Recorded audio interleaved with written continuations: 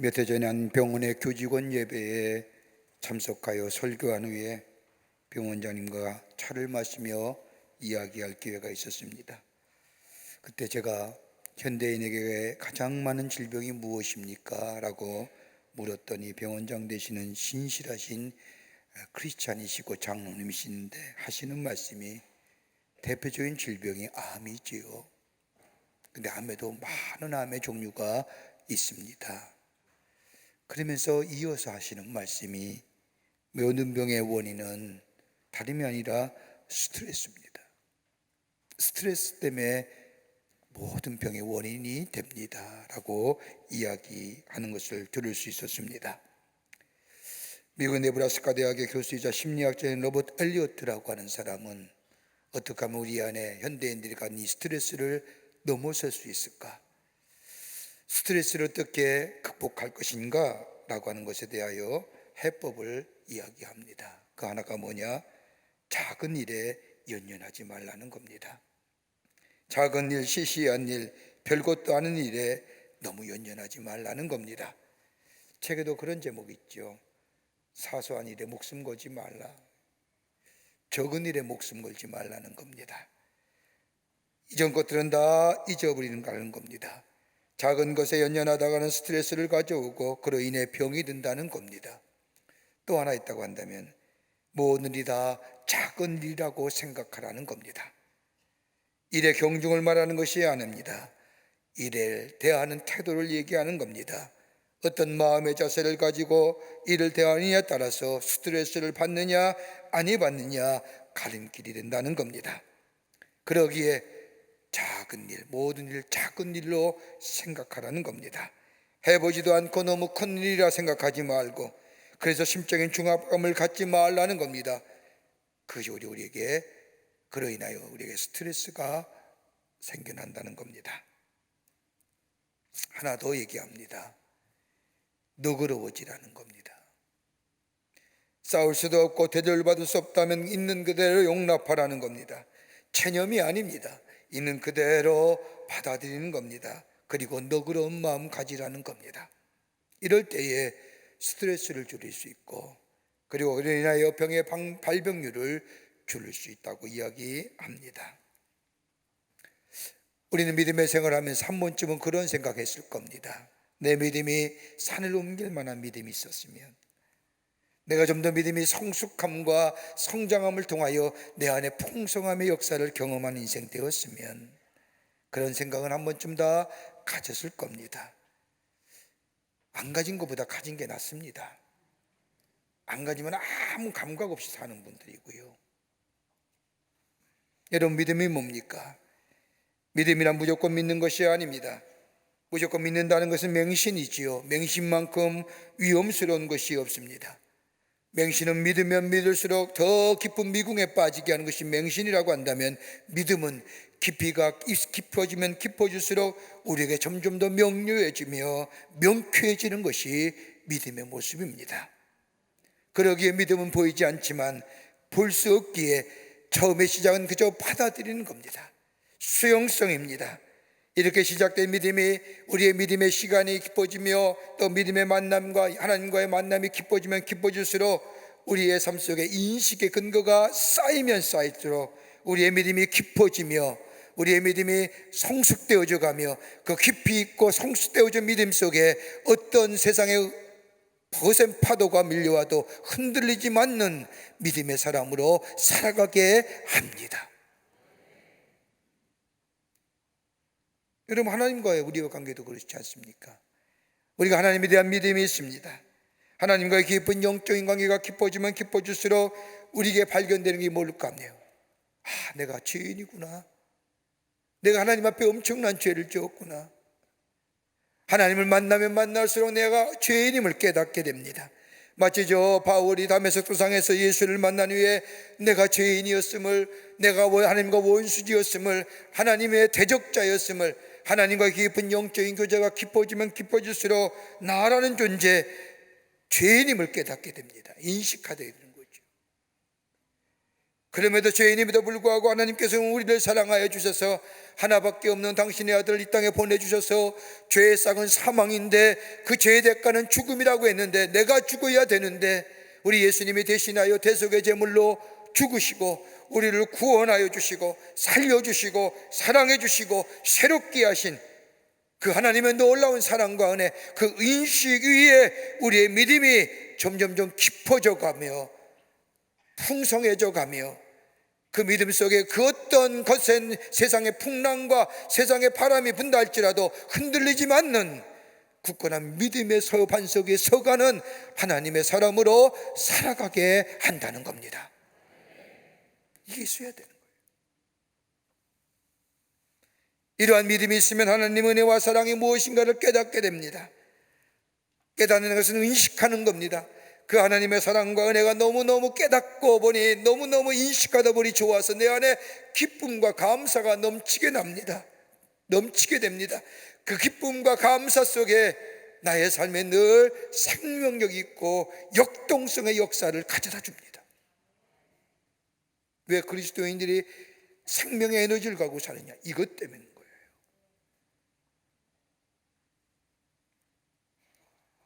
예수님이 많은 병자를 고치실 때 예수님께서 하신 말씀에 공통적인 말씀이 몇 가지가 있습니다.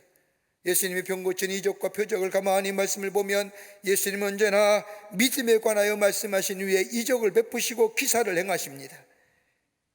내 믿음이 너를 구원하였느니라. 따라 내 믿음이 너를 낫게 했으니 평안히 갈지어다. 그 믿음을 보시고 불쌍히 여기사 고쳐주셨느니라. 내 믿음이 크도다. 하나같이 저들이 비록 적은 믿음이라 할지라도 그 믿음을 모시고 저들의 문제를 해결해 주신 것을 보게 됩니다. 믿음입니다. 오늘 본문의 말씀은 공간복음서에 다 기록된 예수님의 이적에 관한 말씀입니다. 마태복음에서는 다른 복음서와 달리 예수님의 행하신 이적을 조금은 더 생략하여 다루고 있지만, 저 마가와 누가복음에서는 조금 생략되어 다루고 있지만, 전체적으로는 믿음이 어떻게 시작되었으며 그 믿음의 결론이 어떤 것인가를 이 복음서에서, 이 말씀에서 우리에게 가르쳐 줍니다. 믿음의 시작이 어떻게 되었을까요? 그 시작이 어떤 열매를 맺어 어떻게 저들의 삶 속에 믿음의 풍성함을 누리게 되었는가? 오늘 본문의 말씀을 통해서 함께 말씀을 나누며 은혜 받기를 원합니다. 첫째는 예수님께 나와야 합니다. 오늘 본문의 시작을 보십시오. 예수님께서 바닷가에서 하나님의 말씀을 전하고 계실 때에 회당 중에 한 사람인 야이로라는 사람이 예수님께 나와 엎드려 고하기를, 내 딸이 병들어 죽게 되었으니 가서 좀 고쳐달라고 말합니다. 회당장입니다. 그 당시에 회당장이라는 것은 상당히 권세가 있고 지위가 높은 사람입니다. 여러분, 이스라엘 사람들의 생활 속에서 회당이라는 것은 다름이 아니라 생활의 중심입니다. 철저하게 회당 중심으로 살아갑니다. 지금을 말하면 교회라고 하겠지만은 회당은 지금의 교회보다 이스라엘 백성에는 더 중요한 의미가 있습니다. 이스라엘 백성은 회당에서 예배를 드리고 이스라엘 백성은 회당에서 공부까지 합니다.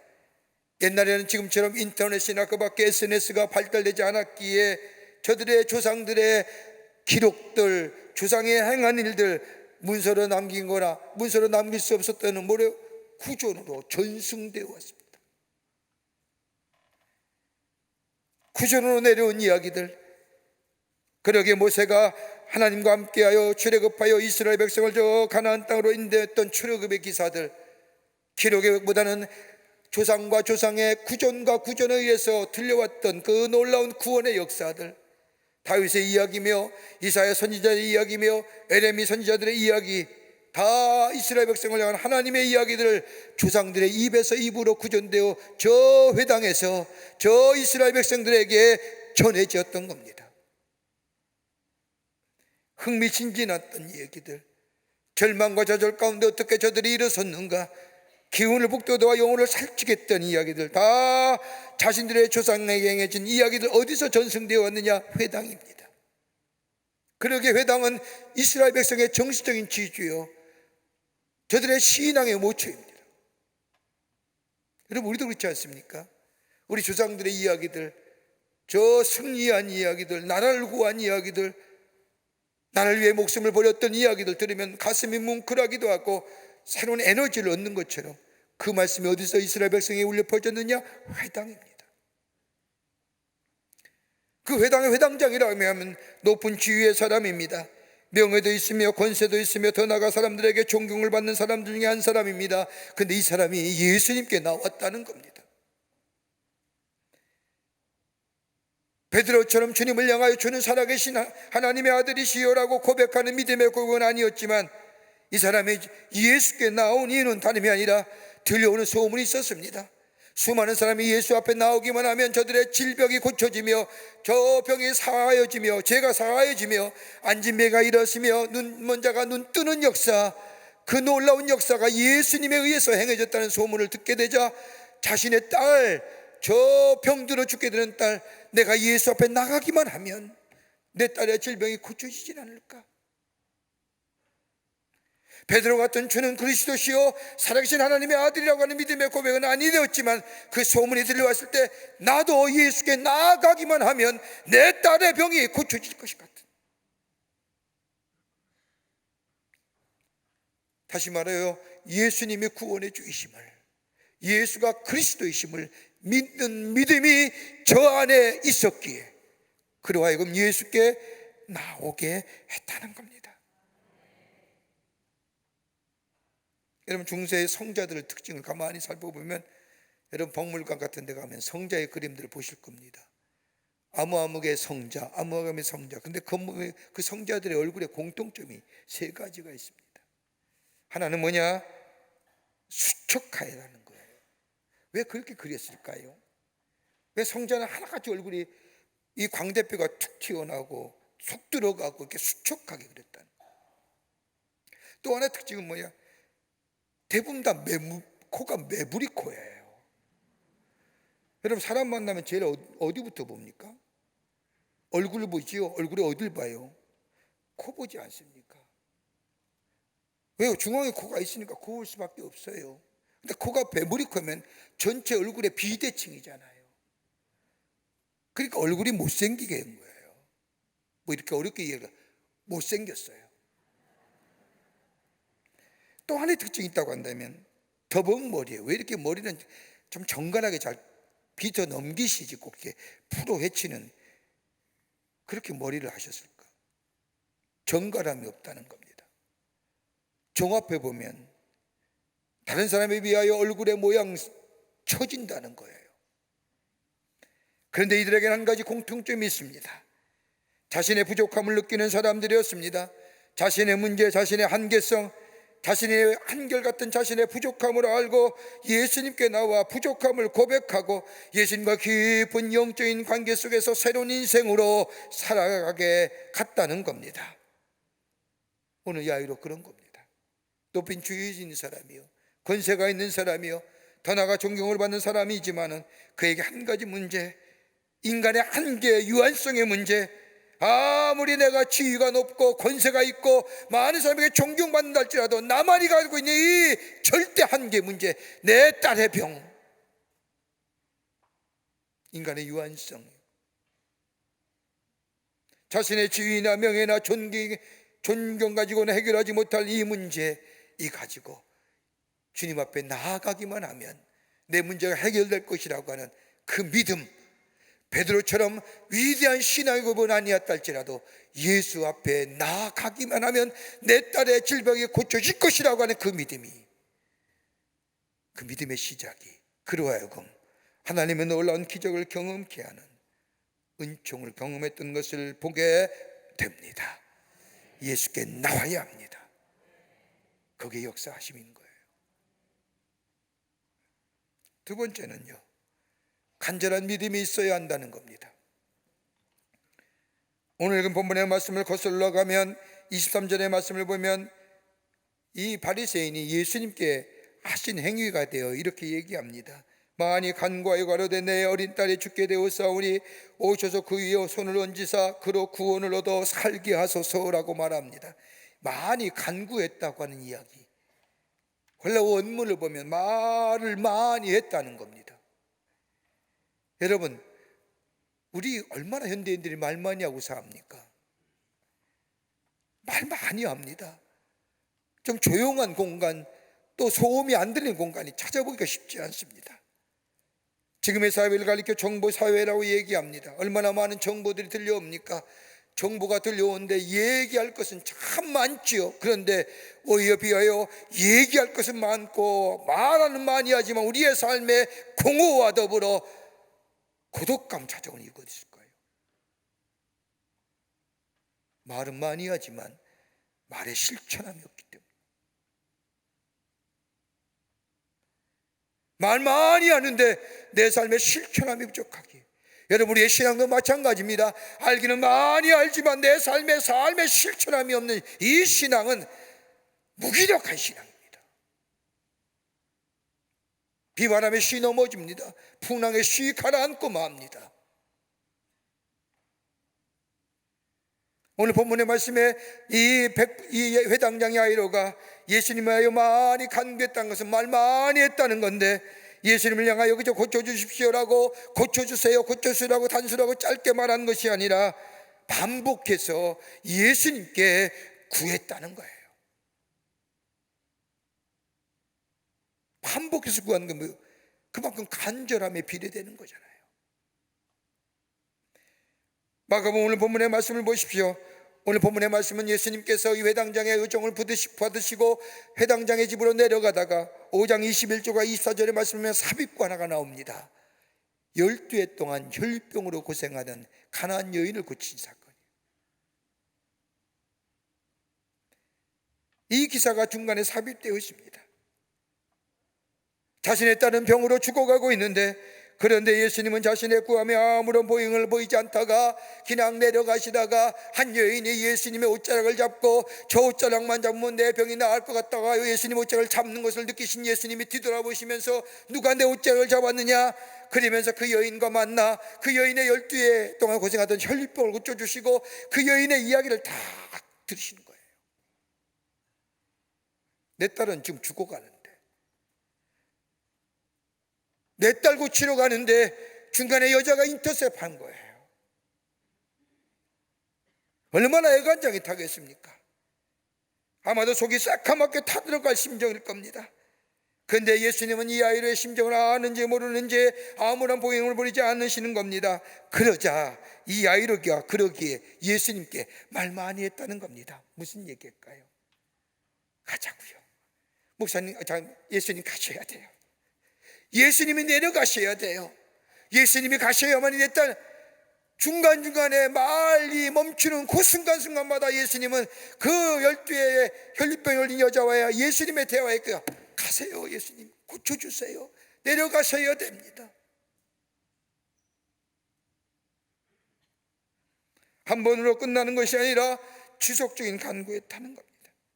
불탄의 소원을 이루는 지속적인 간구, 인내하면서 문제 해결을 위한 지속적인 간구가 이 야이로 하여금 기적을 경험케 했다는 겁니다. 이 믿음이 어디서 나왔어요? 그의 지성의 결과일까요? 철학이라요? 종교심의 결과가 아닙니다. 인격이나 성품이나 신학적인 것 또한 아닙니다. 더 나아가 다른 사람이 강권하여야 가봐라, 가서 예수님께 매달려보라, 이런 것도 아닙니다. 누구의 권유에 의해서 예수님께 나와서 구하는 것도 아닙니다. 야일의 문제는 피할 수 없는 문제, 딸이 질병으로 인하여 죽게 되었다는 그 절박함이 예수 그리스도 앞으로 나와게 했다는 겁니다. 자신의 편견과 자신의 선입관이 아닙니다. 편견이란 경험 이전의 일들 아닙니까? 그저 내 딸의 질병이 그칠 수 있다고 한다면, 그러기에 유대인의 회당장이 갈릴리에 초라한 30세 된 청년의 무릎을 꿇고 비굴하게 아무런 반응도 보이지 않는 예수님을 향하여 쫓아다니면서 내 딸 좀 고쳐주세요. 예수님만이 고칠 수 있습니다.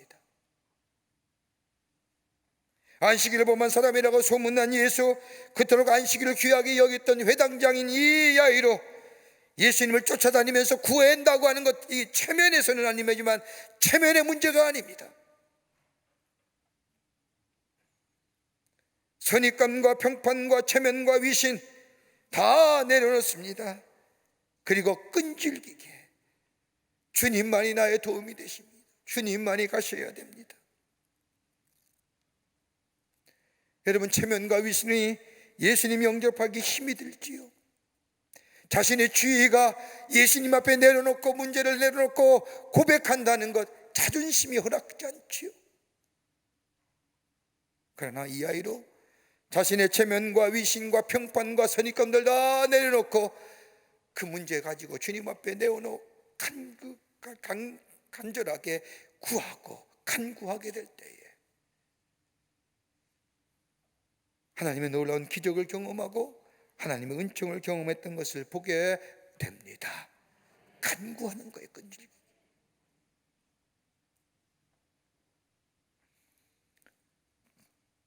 또 하나 때가 되면 예수님이 나의 주인 되어 주시는 고백의 믿음이 있어야 됩니다. 예수님이 나의 주인 되어 주십니다. 본문의 말씀을 읽다 보면 야이라 회당장이 얼마나 절박했는 것을 알 수 있습니다. 이 절박성은 다른 사람이 모르는 겁니다. 본인만이 아는 절박성입니다. 여러분, 내가 사는 삶과 내 삶의 문제와 내 절박성, 누구와 비교할 수 있을 겁니까? 아무도 비교 못합니다. 그 절박과 그 문제의 중요성은 그 어떤 것보다도 내게 가장 절박한 문제요, 내가 가장 중요한 문제입니다. 그러기에 이 아이로 친구를 잃어버릴지도 모릅니다. 자신의 모든 지위나 체면 더 나아가 사람들의 존경 한순간에 다 떠나버릴지도 모릅니다. 그러나 자신의 딸을 살려달라고 예수님께 물었을 때에 그의 친구들이 뭐라 말하든지 상관하지 않습니다. 딸이 죽으면 죽었지, 그래 당신의 위신으로 우리 이스라엘 종교의 위엄을 가지고 안식일을 거역하고 자신이 하나님의 아들 메시아라고 얘기해서 저 나사렛 동네에 저 젊은 청년에게 어떻게 내 딸을 고쳐달라고 얘기할 수 있는 게 가당치 않은 일이요, 이렇게 비난받을 수도 있습니다. 이 비난을 감수하면서도 예수님께 나와 간구합니다. 주절주절거리며 끈질기게 쫓아다니며 간구하는데 더 큰 문제가 생겼습니다. 해결할 것 같은데도 기미가 보인 듯한, 이제 예수님만 내려가시기만 하면 모든 문제가 해결될 것 같은데, 오늘 본문의 말씀에 예수님을 집으로 내려가는데 소식이 집에서 돌립니다.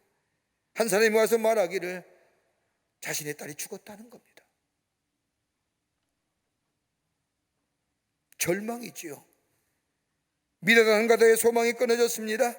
딸이 죽었다는 소식과 함께 모두 다 숲으로 돌아갑니다. 이런 것을 아신 예수님께서는 본 말씀에 이 아이를 향하여 두려워 말고 믿기만 해라, 간절히 간구하여 말 많이 하며 예수를 모시고 가던 집을 가던 중에 12해 동안 혈류병으로 고생하는 여인, 예수님이 그 여인을 만나 병을 고쳐주시며 예수님께서 그 여인의 옷깃을 만진 것을 보시고 그 여인의 믿음에 대하여 말씀하시면서 시간이 지체된 겁니다. 저 여인의 질병을 고쳐주시라, 정작 내 딸은 죽었구나. 기회를 놓쳤습니다. 사라졌습니다. 저 여인이 중간에 끼지만 않았더라면, 여러분, 딸의 죽음의 슬픔보다는 뭐예요? 저 여인에 대한 원망이 더 큰 거예요. 분노가. 예수님이 내려가시기만 해서 만져주시기만 했다면 내 딸의 병은 나을 건데, 저 여인이 중간에 끼어들어서 저 여인 때문에 내 딸이 죽었다고 하신 거예요. 죽었다는 슬픔보다 뭐가요? 원망이 더 큰 거예요.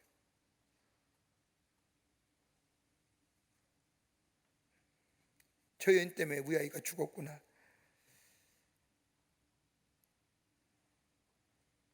여러분, 진실한 믿음은요, 이 믿음을 넘어서는 거예요. 여기까지는 인간적인 믿음이에요. 믿는 사람이 다 갖고 있는 믿음의 모습들이에요. 인간이 생각하는 믿음의 모습입니다. 자신의 지적인 판단과 경험적 판단에 의한 가능성 많은 사람들이 이것을 믿음이라고 생각하는데, 이것 가지고 나왔는데 그럼에도 불구하고 소망이 끊어졌습니다. 그런데 예수님 들려오는 얘기, 두려워 말고 믿기만 해라.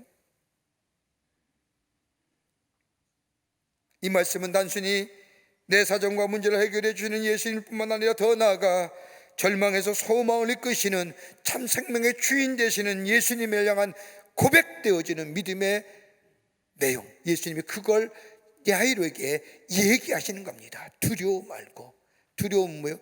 인간적인 믿음의 모습이라고 하는, 믿어라 참된 믿음의 자리를 옮겨라는 겁니다. 여러분 요한복음 11장 말씀을 보세요. 요한복음 11장 32절의 말씀을 보면 죽은 나사로의 이야기가 나옵니다. 나사로는 사람이 병들어 죽게 되었는데 너희들이 예수님을 보고 좀 오시라고 요청을 합니다. 그래도 그럴 것이, 예수님과 나사로의 관계는 보통의 관계가 아닙니다.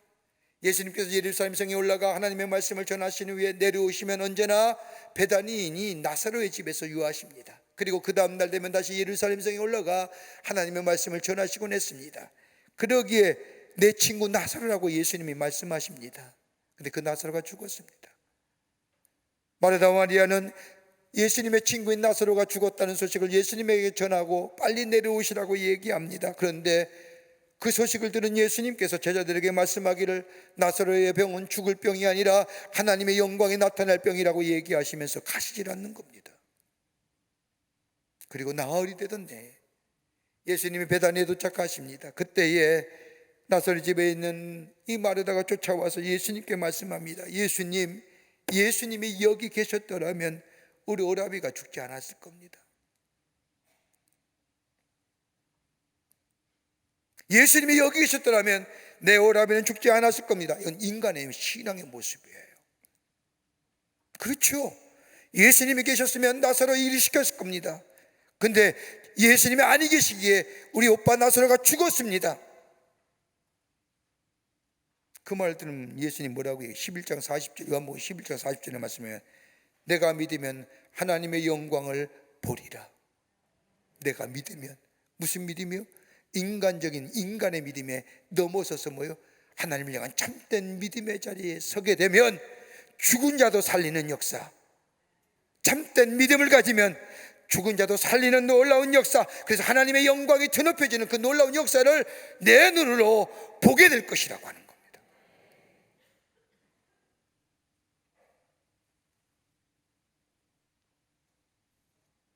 죽지 않게 하시는 그리스도가 아니라 죽은 자도 살리시는 예수 그리스도, 병들지 않게 하시는 그리스도가 아니라 병든 자를 다시금 부활케 하시는 예수 그리스도에 향한 믿음.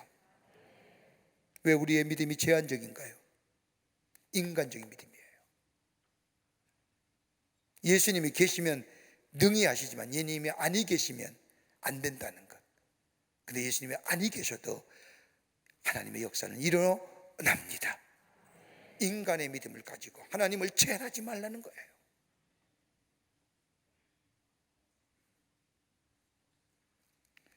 어느 감리교 인터넷 매체에 나온 글인데 제가 읽고 참 은혜가 돼서 여러분과 함께 나누려고 합니다. 충청남도 당진의 삼봉교회를 섬기는 이효승 권사님의 이야기입니다. 이 권사님은 건강진단을 받으러 병원에 갔다가 청천벽력 같은 소식을 듣습니다. 폐암 말기라는 겁니다. 건강검진 갔다가 오히려 죽을 날이 얼마 안 다는 사실을 알았다는 겁니다. 남편 되시는 분은 삼봉교회를 섬기는 장로님이시고 가정에 두 딸이 있었는데 두 딸이 이미 다 출가한 상태입니다. 병원에서 폐암 말기란 진단을 받은 권사님은 병원에서 나오자마자 바로 자신이 섬기던 교회의 목사님을 찾았습니다. 목사님을 만나자 자신의 병이 폐암 말기란 사실을 밝히면서 제가 온전히 회개하려고 하는데 어떻게 하면 좋겠습니까? 천국을 준비하려고 하는데 목사님 기도해 주세요. 담담하게 두려움 없이 이야기하더라는 겁니다. 그러면서 마지막으로 남편과 아이들 잘 부탁한다고 하는 부탁의 말씀과 더불어 이 권사님이 가방에서 봉투 하나를 꺼내더니 목사님 앞에 내미는 겁니다. 그러면서 이 권사님 하시는 말씀이 남편도 모르게 모아놓은 것인데 목사님 생명 살리는 데 사용해 주세요. 목사님은 권사님의 손을 꼭 붙잡고 하나님 앞에 기도하고 권사님이 돌아가신 후에 권사님이 내민 봉투를 열어보니 무려 엄청난 액수인 1억이라는 돈이 담겨 있는 겁니다. 이 권사님은 늘 조용히 신앙생활을 하면서 교회 봉사활동을 해왔던 신앙입니다.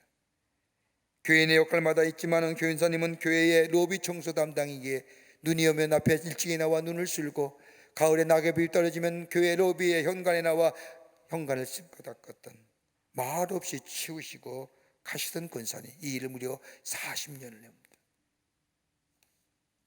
아무 불평 없이 묵묵히 이 일을 감당하신 권사님, 폐암 말기에 진단을 받고 얼마 살지 못할 것이라는 말씀을 드린 권사님은 그동안 모았던 거금을 하나님 앞에 드리면서, 목사님, 이거 생명 살리는 데 사용해 주세요. 천하보다 귀하다고 했는데. 이 말을 목사님은 한없이 하나님 앞에 눈물을 흘리면서 권사님을 위해 중보했다고 합니다. 그리고 시간이 지났는데 하나님 생명의 역사가 일어나게 해주십시오라고 기도하며 생명 역사가 일어날 것을 찾아보다가 어느 날 저 농촌교회 한 교회에 한 교인이 교회에 왔다가 심장이 발작하게 쇼크해서 돌아가셨다는 얘기를 듣고, 충청도 교회에 교회마다 심장 재생동기를 구입하여 드리면 어떨까? 그러면 교회 왔다가 갑자기 심장의 쇼크를 받아 넘어진 사람에게 심장 재생동기를 위하여 살 수 있지 않겠는가? 그렇게 생각하니 목사님, 권사님과 의논하면서 그 충청도 200개 되는 교회에 다 심장 재생동기를 구입해서 다 나눠줬답니다. 생명살. 근데 이상하죠? 폐암 말기라고 얼마 살지 못할 거라고 진단을 받던 2019년에 진단받던 권사님인데 아직도 살아계세요. 말기예요. 병원에 나올 때는 준비하세요. 그러기에 권사님 교회 와서 내가 어떻게 천국 갈 수 있을까요? 내가 어떻게 언제나 회개를 할까요? 그렇게 물어봤던 권사님, 생명 살리는 데 하나님 이 귀한 것 생명 살리는 데 사용해 주시라고 생명을 살리는 역사에 이 권사님 쓰임은 그 생명이 살고 살아났더라는 거예요.